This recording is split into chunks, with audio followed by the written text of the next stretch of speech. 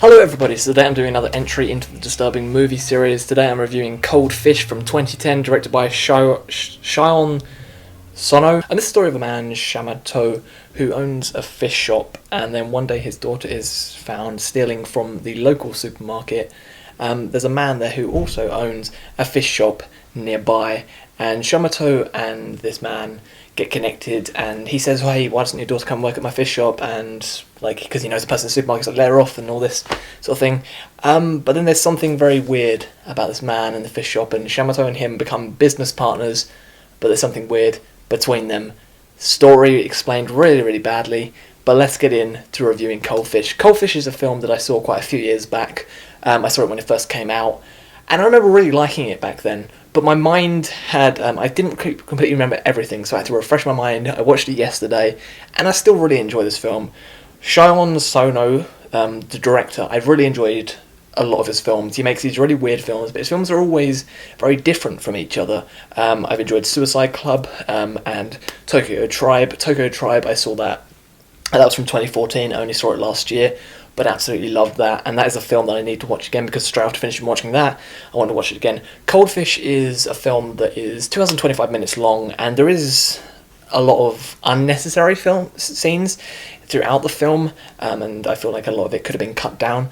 But it's still a really great film about it's sort of like it's based on a true story about these two serial killers. Is it a disturbing movie? In my opinion, yes. It has some pretty gory scenes, scenes of dismemberment, where the scenes of dismemberment have always been weird to me, because I remember the first time watching it, you can see there's meant to be this whole thing where people have had the whole flesh ripped off of them, and you can see their bones and their spine, and you see this whole bag full of skulls, but it's more of a depressing film, in my opinion.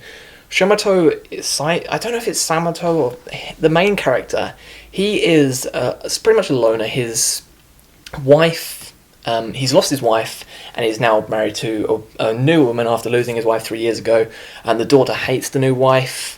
He doesn't, the daughter is affecting their relationship, and the wife doesn't really want to be with him, and the daughter, when she starts working at the fish shop, is still very distant from him. She doesn't want to talk to him, she just wants to be away from him, and she doesn't want to know her own father. And over time, it's quite sad to see this man as this loner, and everyone sort of just pushing him around, giving him crap, and it's not until things start to happen at the film, from him getting so much shit given to him, that things get a bit crazy, and that's where the disturbingness of the film happens. We have a pretty sort of gory scene, containing a pen, and I'm not going to go too much into that, but it is a pen where there's a lot of blood, and it's a really great scene as well. But Cold Fish, like I've said, has some unnecessary scenes, and the whole thing that we have in a lot of films now, where gore for me is the most shocking thing that you can have in a film, the most disturbing thing that you can have in a film, because you can go with that. But the one thing that a lot of directors still feel the need to do now is rape scenes, and for me that is an overused thing to shock your audience now. We've seen it so many times, and this film has a really weird thing where you think it's going to be a rape scene, and then it turns into something else, and it's like, what the fuck, what just happened? I don't even understand what just happened.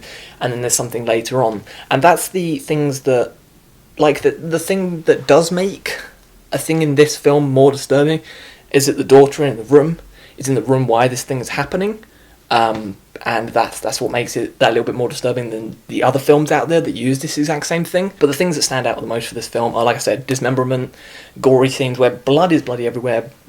That's good. Body parts are everywhere, and it's all a little crazy. And the end of the film is it still goes back into its depressing subjects, because the whole film for me is depressing. The main character has a very depressing life. He doesn't really know where he's going, he doesn't know what he's doing, and he just wants to show his love to his wife. They go to the planetarium, and they have all those things, and he just wants to be happy with his wife. But Cold Fish, for me, in my opinion, yes, it is a disturbing movie.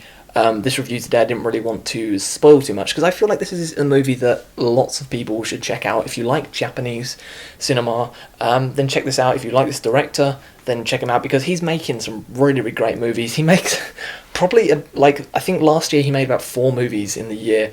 I know he's got some new ones coming out soon. He's always making these really cool horrors.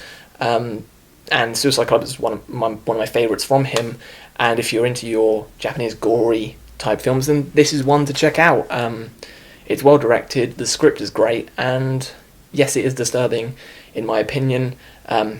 This was a request. I've still got some more requests to come out. We've got Visitor Q, Dogtooth, and Possession. Those are the 3 films that have been requested to me. Dogtooth and Visitor Q are 2 films for the Disturbing movie series, and Possession is just another movie that someone wants me to review, so that is going to be coming out soon. Review requests, go and request them down there again, because I will review anything, and I need more disturbing movies, so in the comments down below, request more disturbing movies. Hope you enjoyed this review today. Thank you very much, and I shall see you all again very, very soon. Goodbye.